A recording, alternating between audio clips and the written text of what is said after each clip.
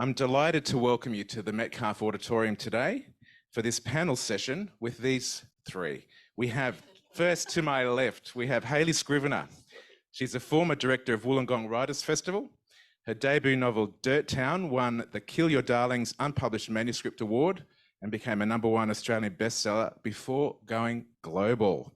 It won the Australian Book Industry Award for General Fiction Book of the Year and a Lambda Literary Award. Now, one of those awards is a very queer award. You have to ask Hayley afterwards which one that is. They're all queer. They're all queer, yeah. The thorn between these two roses is Mr. Dennis Altman. Welcome, Dennis. He's a writer and an academic who first came to attention with the publication of his book, Homosexual Oppression and Liberation.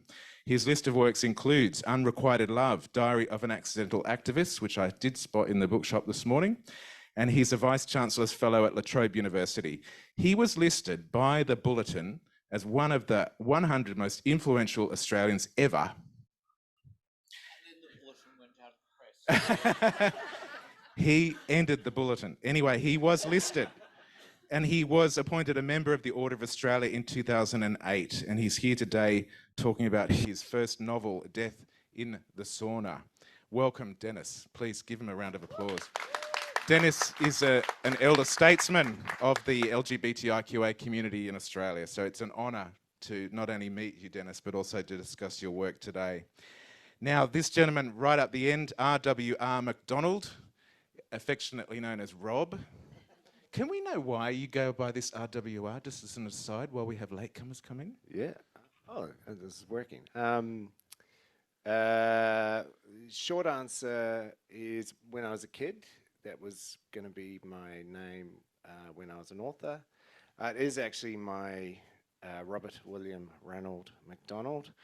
And in the sort of online world that we're in, there's probably 25 million Robert McDonalds. Of course, so of course. it was that also kind of factored into it. But you know, I grew up with C.S. Lewis, J.R. Tolkien, so it just seemed like a thing an author would do. It sounds like you're a good country boy because you've got two middle names. I've got the same. I'm not going to tell either one of mine because they're rather archaic. But welcome to R.W.R. McDonald. He's an award-winning Kiwi author. Living in Melbourne, his debut novel, The Nancys, won Best First Novel in the 2020 Nio Marsh Awards, and his second, Nancy Business, is a sequel to The Nancys.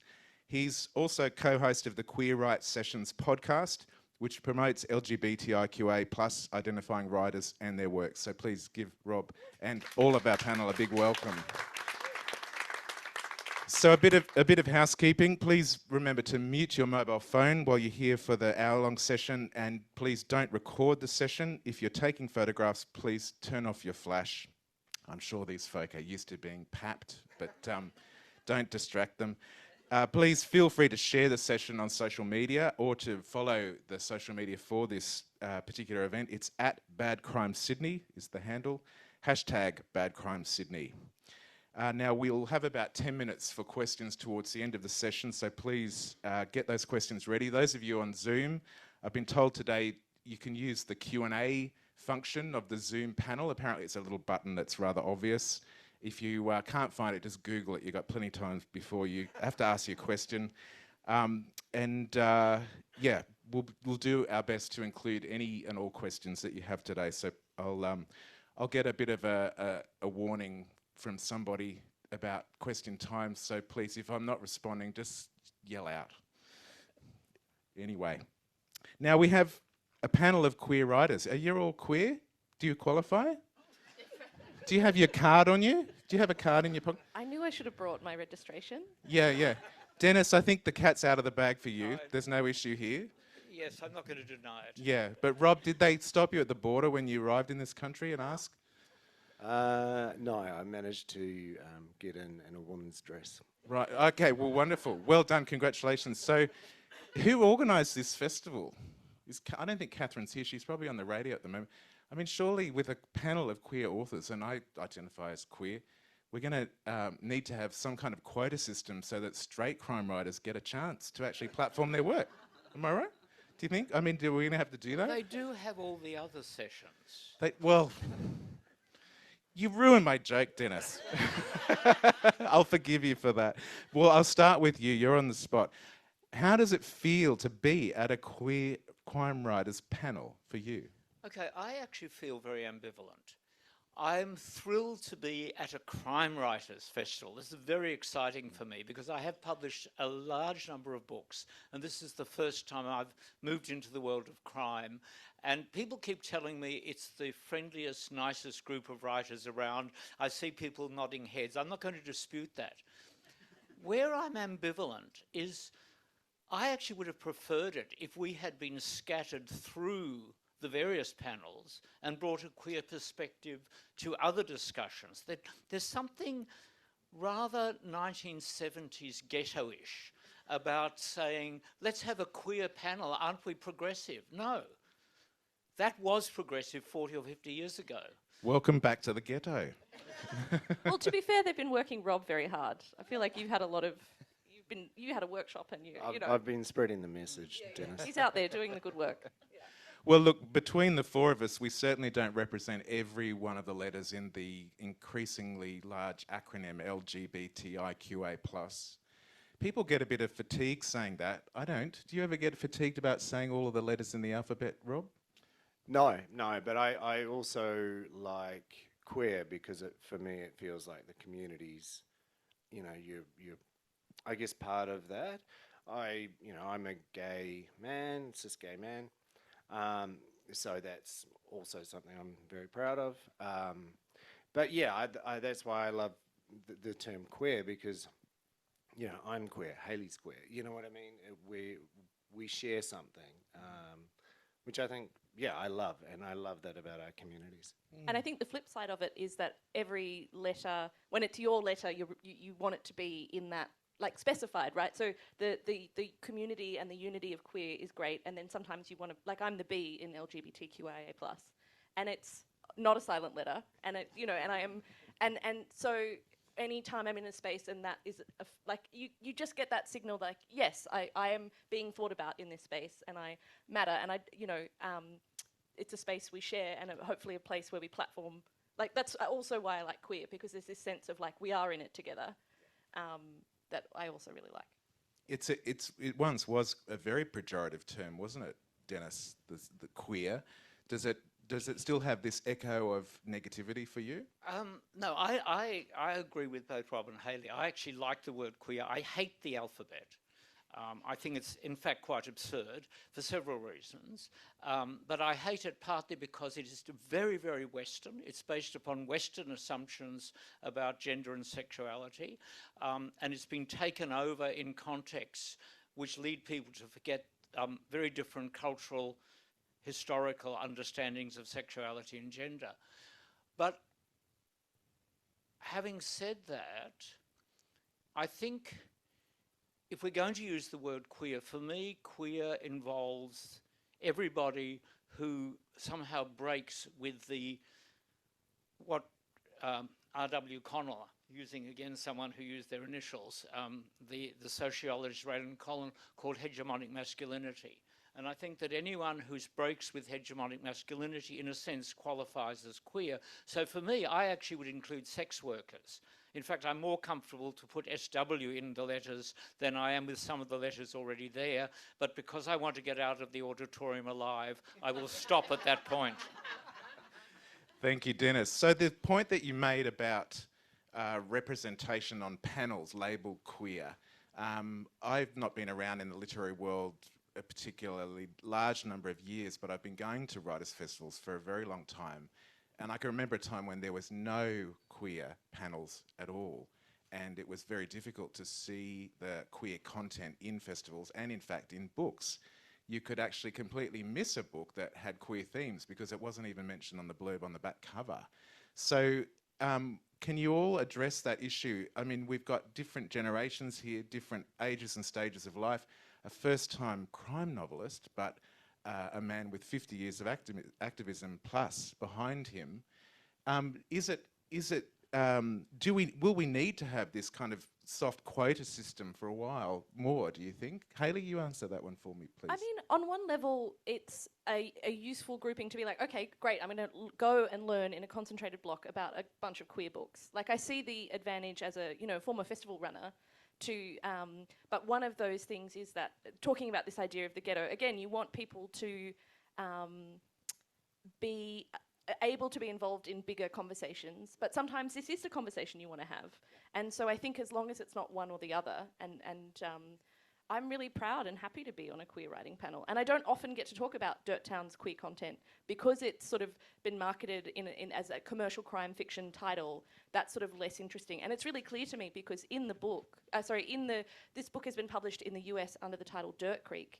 And there it was published in a very niche way as queer crime. And I won a queer crime writing prize, which is a thing that exists in New York, which is wonderful. And the Lambdas have been around since 1989 and are a literary organisation that started these awards. And there's great categories, there's bisexual poetry, and there's something about, again, that opportunity to be looked at in that smaller category when it's to your benefit is great. And then also we want to be in the bigger conversations and also have bisexual poetry winning other big literary awards, right? That's the dream. And I think we do that by writing the best fucking books we can. And I think community is what picks you up and keeps you going. And I find community in the crime writing community, in my friends, and in being a queer person. It's all part of the hot mess that makes me amazing, Wonderful. Well said. Well said. Hayley, hang on to that concept of the dream, because we're going to talk about that a little bit later. But now let's start to talk about the works that these authors are representing, their own works at this particular festival. I'm going to get into a bit of nitty-gritty here about asking you what defines your work as queer. I'm asking this because I thought about this. It could be argued that queers, that we know crime more intimately than a lot of the population, since we come from a long tradition of being criminalised and marginalised. So Rob, I'll start with you. To what extent was that background on your mind when you created this world, which is now across 2 books, The Nancys and Nancy Business, but also in a short story? So Rob has created this world of the Nancys. Was this an extension of anything you felt about being queer in the queer community before? So I guess the story came first, but I did want to, so for those who don't know the Nancys, it's an 11-year-old girl and her uncle and his boyfriend, and they form an amateur detective trio investigating the young girl's teacher who is murdered. It sounds like it's a lot, and but it's based on her love of Nancy Drew, and there's motivations and reasons why they're doing what they do. I'm a dad, part of a rainbow family, and a co-parent. The idea came to me before before my 2 daughters were born, but I wrote it when they were sort of around Tippy, my main character's age. But when I came up with that idea in 2006, I hadn't seen a celebration or a grouping like that. I'd grown up in the 70s and 80s with the Catholic Church correlating homosexuality with pedophilia, so it was just, there was no sort of representation. It's like, this is madness. And so I wanted to see that and explore that, and that sort of family relationship and found family, which is such part of our culture. But also, I really wanted to celebrate camp. So when I was growing up, there was hardly any representation on screen, and if there was, it was Mr. Humphreys from Are You Being Served, or it was the camp characters. And I was in the closet for a long time, so for me, I was almost sort of cringing because they were kind of the elephant in the room. And it wasn't until I, came out and dealt with my own internalized homophobia that I realized just how incredible these people were and are. So I wanted to celebrate that, but also to show the hairdressers and the stylists, who we have some fantastic, top of their game. So I didn't want to shy away from that, because I guess, this is a very long answer, but I guess in the 90s we had that complete pendulum swing where we would see gay characters, but they were pretty much straight acting. So I wanted to go back and go, these people are fabulous, they're amazing, they're living their life times 1,000, and let's see them do something else other than their profession, which they're top of their game. So get them solving crime, get them hanging out in a very small town in rural New Zealand. So then you came out as a novelist after all of that. Yeah, Yes. Well done, well done. Dennis, maybe we could turn to you on this same question. Did you, with Death in the Sauna, being, I think it's your 17th book, is that right? Or thereabouts? Yeah. He's got a lot of wordsmithing under his belt, this gentleman. And then he popped out a murder mystery. So was the I mean, look, with the setting, Death in the Sauna, how did the germ of this idea come to you? Was it fully formed queer crime in its original version, or you know, did you have to inject it with queer themes afterwards? Before I answer, I just want to make a comment on what Rob said, because I think, Rob, what I was reminded of reading you is Armistead Mopan. And Armistead's depiction of a camp/queer world in San Francisco. And it came, I can't remember when, but there's a passage that came and I thought, oh, this is the New Zealand Armistead. Okay, so I'll now answer the question. You heard it here. Put it on the front of a book. Yeah, I'll give you a blurb, but I sell blurbs. We'll talk later. For very many years, I would say to people, I think there's a wonderful story to be written which begins with the murder in a gay sauna. And if you think about it, it's a perfect venue. You have lots of anonymous characters, semi or totally naked, often off their face. You can't any longer move in and out because ID requirements and CTV footage have made it much harder, which is one reason why Death in the Sauna is set 20 years ago, and by the way, is set in London, a city I've never lived in but have spent time in. So in a sense, I guess the idea was always there within a gay world, within a gay context. The actual genesis of the book is the lockdowns, the COVID lockdowns. Now, I like Rob, come from Melbourne, and we are very proud of the fact that we had the longest lockdowns in the world. Do not dispute this, because it is a matter of Victorian state pride. And during the lockdowns, I went for several walks with a friend of mine to whom the book's dedicated, and I just said, oh, you know, I think it'd be fun to do this. We invented the story. His life sort of fell apart. I took it over. And suddenly there I was writing a crime story. And my sense is we all write out of what we know. And I happen to know gay saunas. I also know the AIDS world. And in fact, Death in the Sauna, I had a very interesting experience in New Zealand. A couple of months ago, I did a conversation at the New Zealand AIDS Foundation with one of their employees. And he'd never read a murder story, he told me, never read it in his life. He read the book as an AIDS book, which I found fascinating, because there is, of course, because it's set 20 years ago, because it's set on the eve of a big international AIDS conference, he saw it in a totally different way. And the reason I'm bringing this up is that when I thought of being on a panel with Michael and Hayley and Rob, what really struck me, we were talking about this before, is you all come out of small rural parts of Australia and New Zealand, whereas I'm very much an urban person. And we could just as easily have thought of that as a connecting link. And so while, yes, there is a sense in which I agree with Hayley and Rob and Michael, I think there is something very important about being upfront and saying, let's talk about the queer content. There are other parts. None of us have a single identity. And I suppose that gets me back to where I began, that, you know, I love being on a queer panel, but I want to also be on another panel. I mean, that's not a pitch for today, but although if anyone's taking notes, please feel free. And I'm reminded of the comment that Vito Russo, the gay film critic who wrote the book Celluloid Closet, which some of you may know. Vito died a long time ago of HIV. Vito said, we want to make home movies that at the same time are screened in Hollywood. And I think that that's a very good way of summing up what probably we all feel. Yeah. We want to be accepted as queer writers, but we also want to be accepted as serious writers, irrespective of that identity. That's a very good point, Dennis. And bringing you in on this particular topic, Hayley, perhaps you could answer. This is your first novel.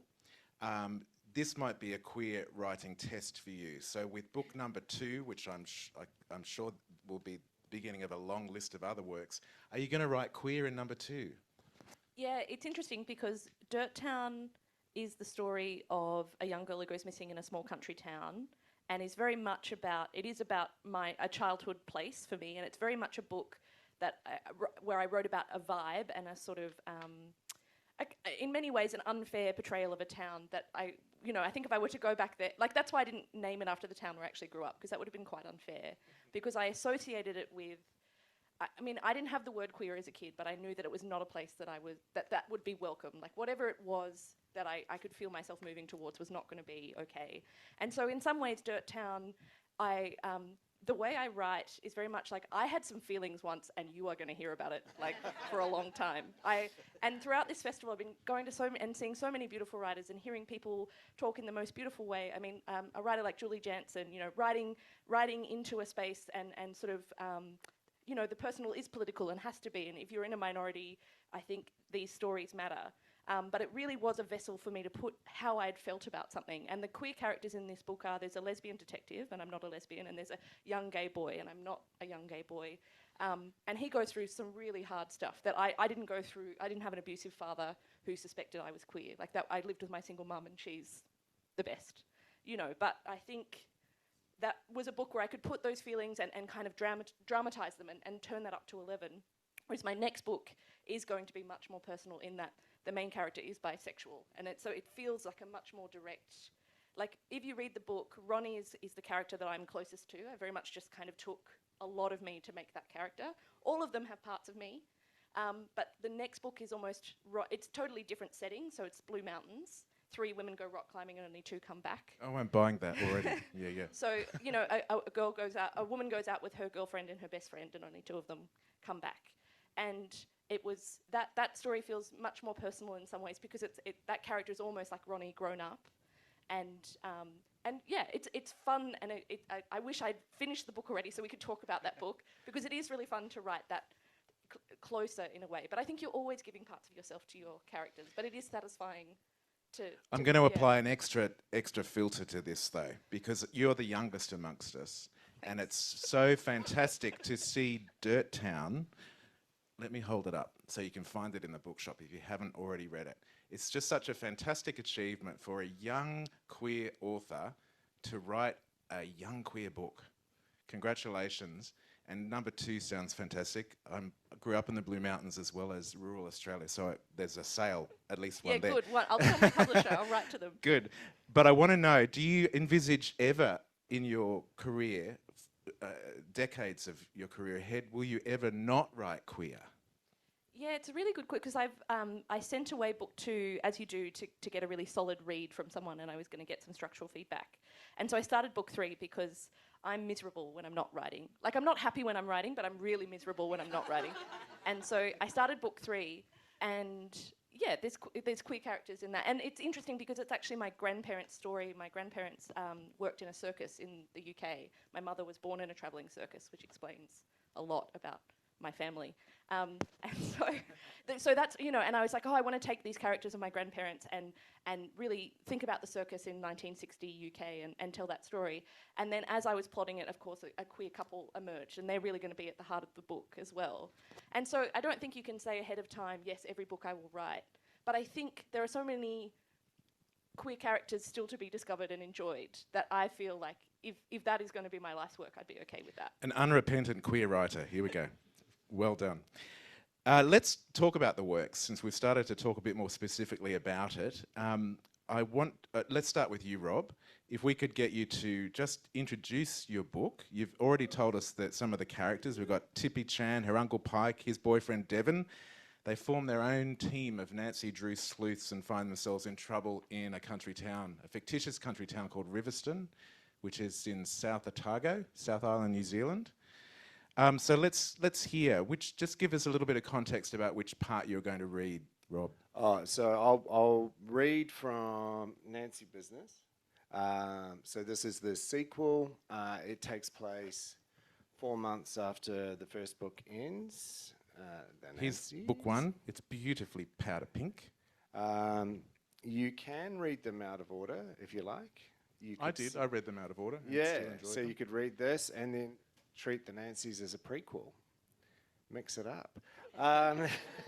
So yes, it's been 4 months and Uncle Pike and Devon have returned to Riverstone. It's the 1 year anniversary of Tippy, our 11-year-old.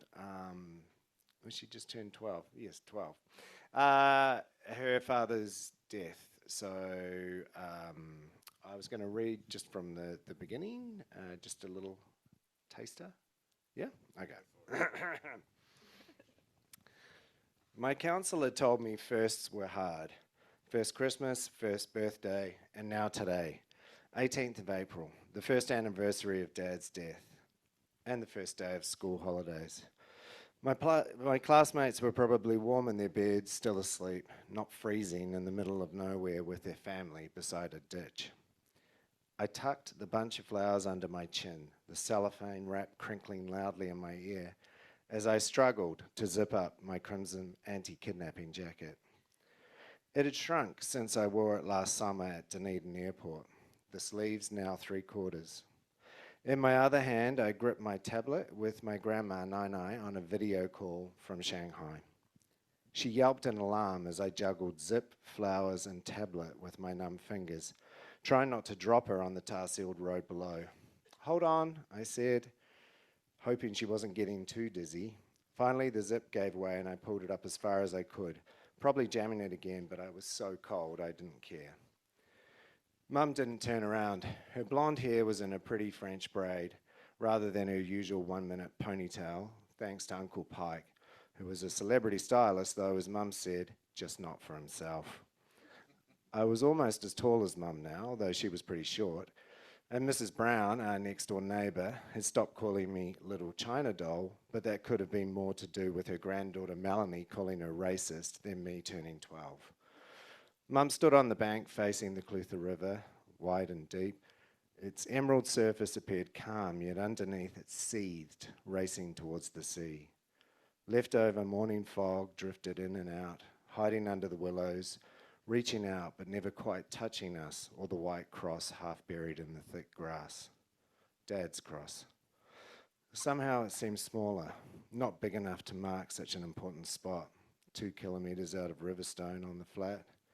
Dad had been driving towards the freezing works in the middle of the night, in the opposite direction to home. Thank you, Rob. Beautifully set up. Well done. It's nice to hear an author read their work slowly. Normally we go through it really fast because it's a bit embarrassing. Now, queerness is not the only diversity in the Nancys. Yeah. And I wonder whether you were drawn to write more than just queerness as diversity in this world of the Nancys. Was that conscious? Yeah, so it was when I was exploring my main character, Tippy, there was certain qualities that I wanted her to have, and I was also exploring who this kid was who was investigating a murder. And I could tell from the tone that she was quite okay about investigating murder, in fact was kind of excited, so there was that whole careful what you wish for. But I knew she would have to be tenacious and pretty smart and resilient, and you know, and then I sort of worked out, okay, her dad died a couple of months ago, and her and her mum aren't really handling grief, and then looking at those qualities, I wanted to then work out who her parents were. I come from a background of international education, so working in universities, and I just, the international students can continually blow me away with just how incredibly brave and courageous they are. A lot of them first in family, coming to a strange country. Sometimes they don't understand, not they don't understand, they have to learn English. It's not their first language. The fees they have to pay, and so they have to work and juggle all of this. And so those were qualities, that sort of resourcefulness and bravery, and just stepping out into the unknown, that I really wanted. So that's where Tippy's dad came in. So he's Joe, so Wei Fang Chan. So he was an international student who came over, and that's where he met Tippy's mum, who's a nurse. So there was that. And also working in those environments, I'm used to multicultural. Like, I don't want just an all-white book. So there was that, but also with the town itself, Uncle Pike left when he was 16. It was quite homophobic. His parents were not great.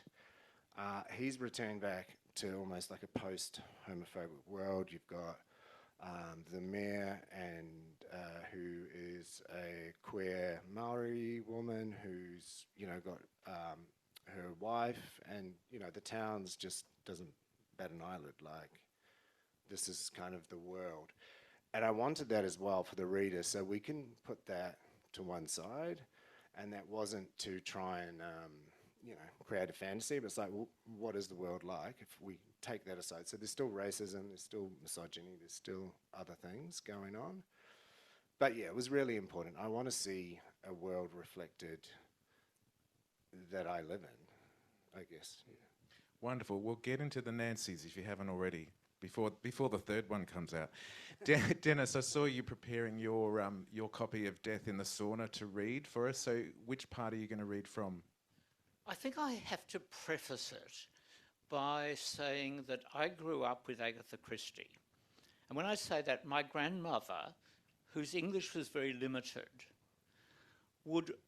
the only books she read in English were Agatha Christie, and every year she would get the new Agatha Christie. And I grew up with this. And it's a very strange heritage, because Agatha Christie was viciously anti-Semitic. There's this extraordinary passage, and I think it's important to say this at this sort of festival, in a book she published after the war. Can you imagine? In the late 1940s, she was still making anti-Semitic cracks. So I say this because I think there is such an interesting ambivalence for many of us who are enormously influenced, and Death in the Sauna was their influence in terms of plotting. I did actually go back and reread a number of Agatha Christie's just to see how she did it. And I think the most important lesson I learned was you can keep a book at 60,000 words, and by the end of it, we've all had enough. The author, both the author and I don't mean this about other people's books, but this is an entertainment. It is not, it doesn't have the added layers that you were just talking about, Rob. I didn't set out to do anything other than write an entertainment. Well, let's hear a little bit from it, please, Dennis. So we have, basically, in basic terms, Death in the Sauna is Noel on the trail of the killer of his dead lover, Pomfrey, during an international AIDS crisis in London in 2003? Yep. So 20 years back. Yep. I'm just going to read the first 3 paragraphs, and I'll explain why I've chosen those. Had a different attendant been on duty that night, the body might not have been discovered until the morning. But Winston was scrupulous when cleaning out the cubicles and not willing to ignore one, even if the occupant was sleeping, or, as it turned out, dead. After shaking the body a few times without response, Winston felt for a pulse, then pushed hard on the bare chest, seeking a reaction. None coming, he dropped his mop and bucket and rushed downstairs for help, not before checking the cubicle for any signs that might identify the man. Other than a locker key, the room was bare. Luckily, Joe Tripaldi, the owner, was still at the front desk, chatting with the doorman as he counted the night's takings. He followed Winston upstairs, took a quick look at the body, then a longer glance at the face, strangely serene, one hand still clutching a half-empty amyl bottle. The corridor seemed deserted, no sign that anyone else had been in the cubicle. And the reason I wanted to read that is that I think the best comment I've had in doing a number of events around this book was at that wonderful bookshop, Avid Reader in Brisbane, which all of us, I think, know and love. And at the end of a rather serious conversation with someone in literary studies from QUT, a young guy got up and said, "I'm here on a mother-son date. We both loved your book, but I had to explain to Mum what amyl was." And that stands out for me as perhaps the nicest single comment I've ever had at a reading. Dennis, what do you think Agatha Christie would think of those 3 paragraphs, knowing that you took inspiration from her plot structure? Well, one of the interesting things about Agatha Christie is the extent to which there are all sorts of queer clues and hints. There are, in fact, there is at least one overtly lesbian couple in her books. There are certainly a number of others who probably are. She's strikingly interested in single people. And unlike Rob, she hates children. She has very few children. When she does, one of them turns out to be a killer. But I think what I took from Agatha Christie was the idea that you need to have a collection of people who share motives, means, and opportunity. That's, you know, one of the golden rules. Ben Stevenson, in his books, actually tells us at the front, what doesn't he? He lists the 10 rules of the golden era of detective fiction. I think he breaks a couple of them, but that's okay. I certainly break a couple of them. But I think I couldn't have written Death in the Sauna if I hadn't spent at least half a century reading Agatha Christie. Please hold your copy of the book up, because the cover is this incredible acid green, and it really harks back to the golden era, I think, of detective fiction in the 1950s. And so there's a character in Dennis's book who's a collector of these, and in this wonderful bookshop in London. So I think the cover and the production of it was just magnificent in that harking back, that retro side of it. We've heard a bit about Dirt Town already, Hayley, but can you read us a bit? We've got Detective Sergeant Sarah Michaels is on the hunt for the cause behind the disappearance of a young girl in Dirt Town. And there's also a couple of characters with some lovely, beautiful queer secrets. Yeah, so I often read the beginning, and so I'm not going to do that today. I'm going to read the very first Ronnie chapter, so that's the character I was talking about. And what's sad is we know at the beginning that Esther who is missing is not going to be coming home, because we see her body, and that's not a spoiler, it's in the opening page. And then we come to Ronnie's part of the story, and she's so determined to bring her best friend home, and their connection and their love for each other is something that you know, I think Ronnie was such a wonderful character to write, because she's much braver than I am. She fights for the things she believes in, and she is so determined to bring her friend home. So I'm going to read you a little bit of that. Friday, 30 November 2001. Once, Esther tickled me so much that I wet myself. We were at her house, in her backyard. "Stop, Esther," I said, laughing through pain. "No mercy," she cried. She was the villain when we played, the person who moved the story forward while I fussed over details. We were 8 years old. I'd fallen to the ground in a patch of dirt. Esther was on top of me. So many years ago now, but I remember the way the laughing pain swelled as she dug her fingers into the soft dough of my belly. It went on, like when you jump in the deep end of the pool and you're waiting to reach the bottom so you can use it to push up to the surface. I looked down, saw the wetness spreading across my sport shorts before I felt it. Esther saw it too. I shuffled away from her on my bum. I was too big to be weeing my pants. I'll never forget what she did then. She stood and took a step back. I waited for her to scream or make fun of me. Instead, I saw an amber liquid trickle past the hem of her netball skirt and down the inside of her long leg. The white skin was bruised, dusted with little purple and brown marks like the rump of a dappled horse. Her white school socks bloomed with a stain the colour of her kitchen curtains, a buttercup yellow. She grinned and grabbed the hose, turning the tap on full bore and weaponising the stream with her fingers. We wrestled for it, squealing. My embarrassment washed away, dust swirling on the surface of the spreading pool of water before it soaked into the earth. Beautiful. Beautiful, beautiful. And there's the Dirt Town is full of wonderful secrets that emerge through variety of points of view in the story. Did you, when you wrote this, I know it had a bit of a history.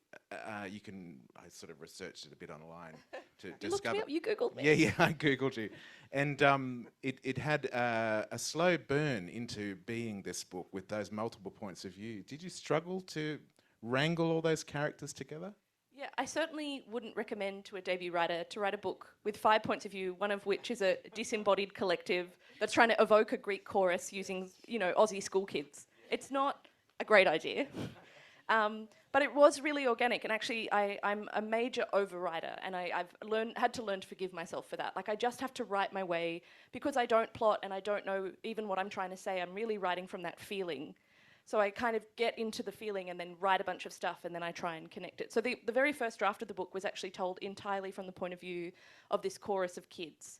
And in a traditional Greek play, it's that group of people that come out and say, oh, woe is us, the village is burning and our hero is nowhere to be seen. And then they go off stage again, and they're kind of omniscient. Like, they are of the story, but they're not always in the story. Sometimes they are. So that was what my PhD was about. So I wrote this novel as part of a PhD looking at collective narration, so novels that use that. So you wrote Dirt Town to prove your point. Which is never a great sell for a novel. You're like, yes, and in the end, that's why the book changed so much, because I realised, as much as that was interesting, I didn't want to just prove an academic point. I realised that for us to care that Esther was missing, we needed to get to know her, and that's where those points of view came from. So we get Ronnie, who loves Esther. We get her mum, who's just having the worst possible experience. Her whole life is crumbling around her. There's Lewis, who very early on, when it was still in that chorus voice, there had always been a boy kissing another boy, and he had seen something, and was too afraid to tell police. And so there was this sense of, and for us to know him and know why he couldn't come forward was why he, I wanted to tell his story as well. And then the very last character in was the police character, and it was really interesting because I didn't set out to write a crime book at the beginning. I set out to write a book with a crime in it, because I was just, I thought, I don't know enough about plot, and I'm just writing this feeling, and I'm a bit of a flibbity-gibbet, like, I don't have the muscles to do crime. But as readers were reading it, and they wanted to know what had happened to Esther, and so this cop character became more and more important. And so Sarah Michaels was originally Michael someone, and I just didn't give a shit about him. I just couldn't care about, I didn't care about him as a character. And when readers said, oh, we really want to see this person that sort of solve the mystery, and I went, well, for that character to be interesting to me, I know what I'll do. I'll make them a woman, and I'll make them queer, because that's just much more, I'm going to be able to hang out with her then and kind of take her where she needs to go in the story. Well, it's been beautifully done, Hayley.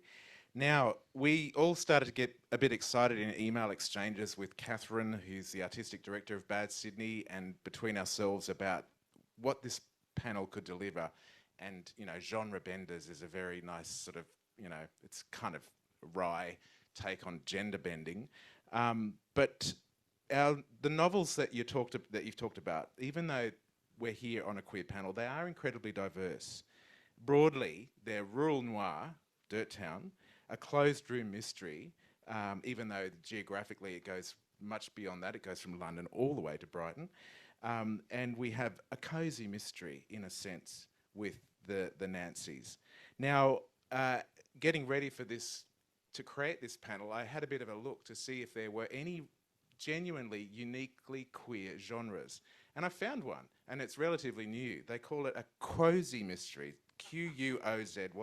A Quozy Mystery. I don't even know how to say it. Quozy, I don't know. Rob Osler, an American author, his debut novel, Devil's Chew Toy, he coined this term, apparently.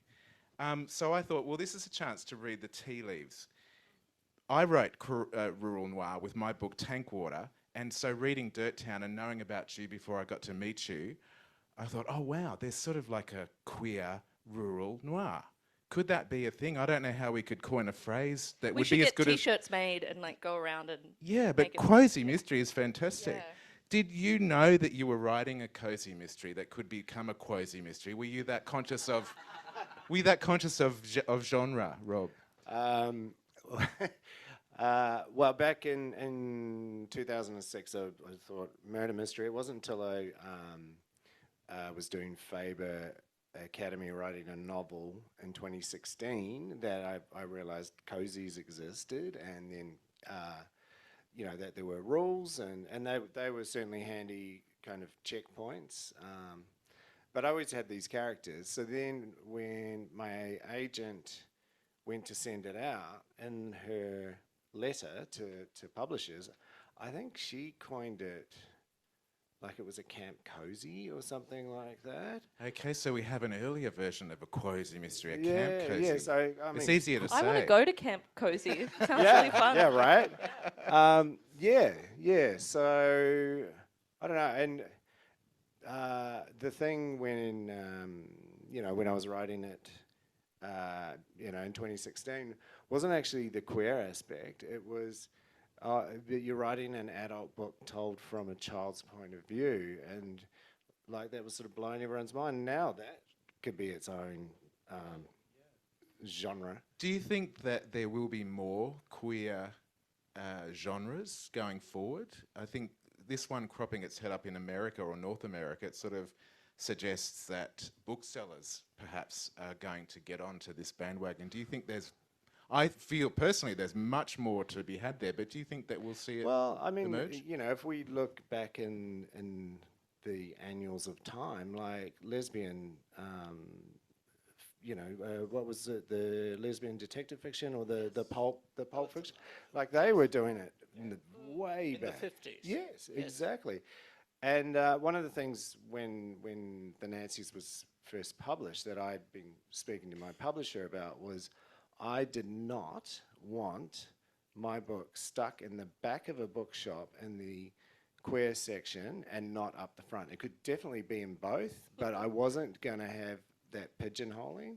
So I'm all for, they can call it whatever they want, but it needs to be in the new releases and it needs to be in the crime fiction stand.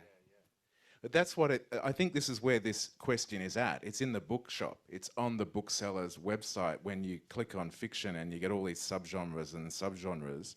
That's where I mean, because this history of, particularly with lesbian detective fiction, is it didn't get a place in the bookshop. It was quite often down the back, or if it was up the front of the bookshop and you turn the blurb over to have a read, it was not always clear exactly what it was.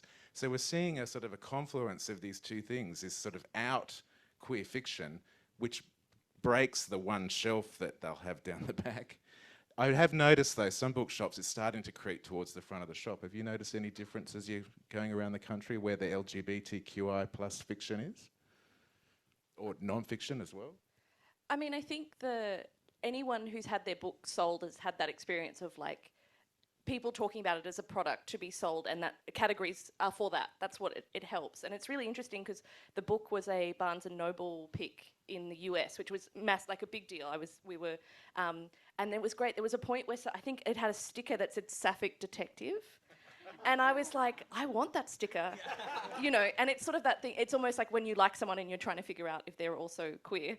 and like, it's like that you put your Sapphic Detective sticker on. Anyway, so the point of that was just, it's kind of, we keep circling this idea that we want both. We want that real specificity, and I think those, certainly in the US, that's massive, that really, and I think it's tied to something like the Lambdas, where those categories and subcategories, and like Amazon, I mean, they had that weird thing where if you're a bestseller in like books that are set here that do this, that have that thing, and it's kind of useful to you to be number one in that category, right? But I think it's still just marketing in a way, and so hopefully that is useful for the author and the readers, but it's sort of not something that I want to be thinking about as I'm writing, trying to get blood and guts and love and all of it on the page, if that makes sense. Well, look, I've been given the 10-minute signal, so if anyone in the room or on Zoom has questions, now is your chance to ask them. So we've got hand up here, right down the front first, please, and then we'll go up to the back afterwards. Sorry, not right down the front, just this lady here with the orange top. Tell us your name and tell us your question. Hi, my name's Rhiannon, and thank you for saying orange top. Everyone keeps saying it's red. I'm like, it's orange. In truth, I've only read Haley's story, and I absolutely love it. It's my favourite book of this year. But listening to all of you speak, you're all writing from a different queer perspective. And queer writing is quite a diverse arena, but did any of you have to take into account not playing to stereotypes, or was that sort of a, I'm going to push the concept of there being stereotypes away moment? Who wants to take that one? Rob, you go. Yeah, I can start. Yeah, that's a great question. Thank you. Yes, really conscious of stereotypes, and I wanted to play with those and subvert them, particularly because I had camp characters. So it was like, okay, let's go. So yes, and I think there's also a trope, particularly appears in crime fiction, which is bury your gays, which is where the gay character is killed off at the start. We spoke about it, see some of my workshop people, as one of the tropes, and the gay character or queer character gets killed off at the start, or is only there to be a prop or get killed off, or the best friend, but they've got no other kind of backstory. So we spoke about that, and you know, you can kill the gay character off at the start, but have some other queer characters that have actually got a life and some agency. So yeah. So I think also seeing it from non-queer writers using queer characters as the twist.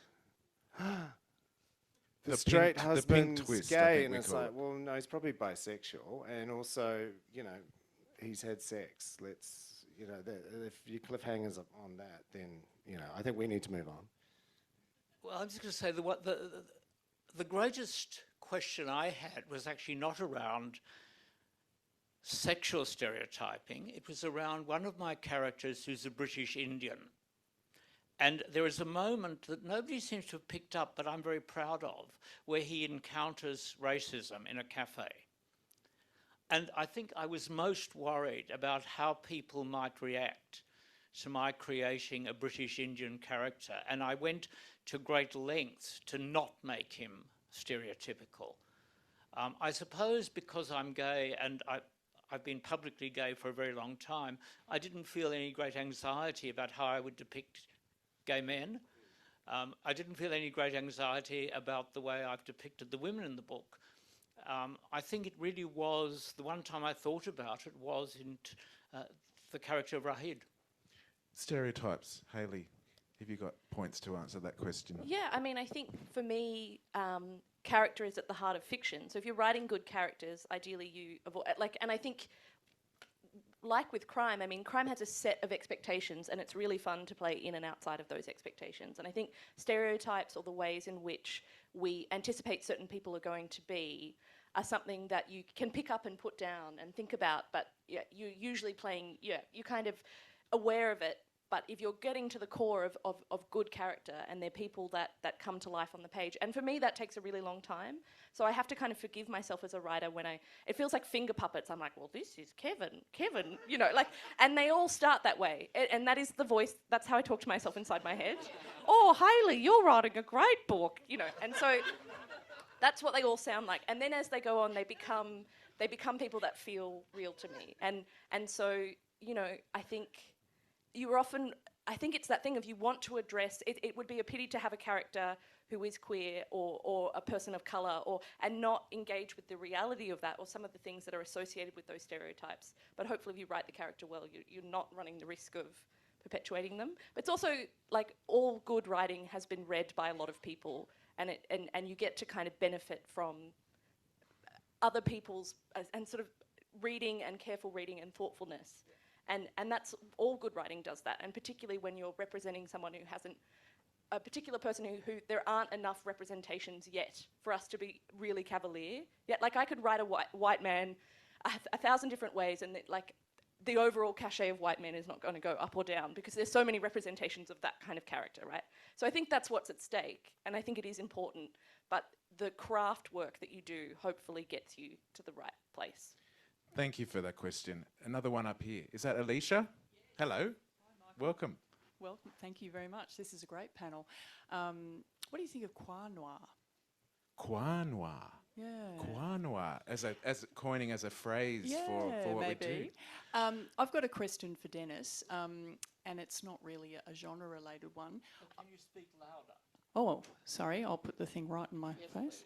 I was very interested, I know you're all writing from rural backgrounds with a lot of your work, but Dennis said he's based his book in London, but he's never lived there. And I thought that is so interesting because you say to write what you know, but then I've also heard you should write to discover what you don't know. So why did you do that? And I think that's a really brave move. You must have had to have researched a lot. Thank you. I love the question. Look, one of the obvious reasons was there have been something like 25 major international AIDS conferences. I've been involved with a number of them. There has never been one, oddly, in London.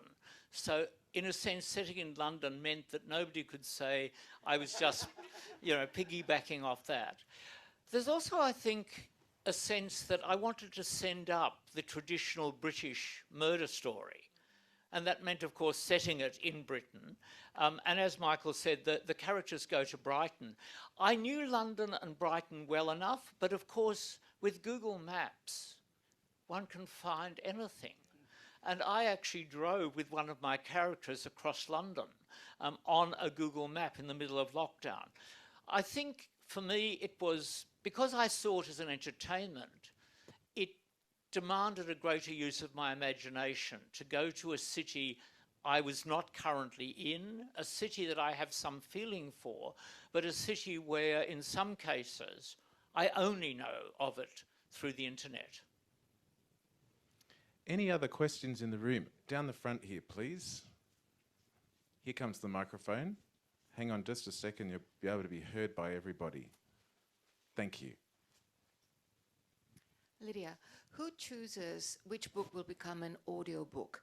And if you're going to have a gender bender, or a genre bender, sorry, what kind of a voice would you choose? Who chooses that one as well? Who's had an audiobook deal? Okay, these two are qualified to answer. Let's have you first on this, Hayley. Who gets to choose the voice? Well, you, it's an incredible privilege to have your book turned into an audiobook, and it's a series of factors that are outside of your control. So, it's whether someone wants to buy it and wants to invest in it. Sometimes it'll be your publisher, sometimes not. Like, that's the kind of practical landscape.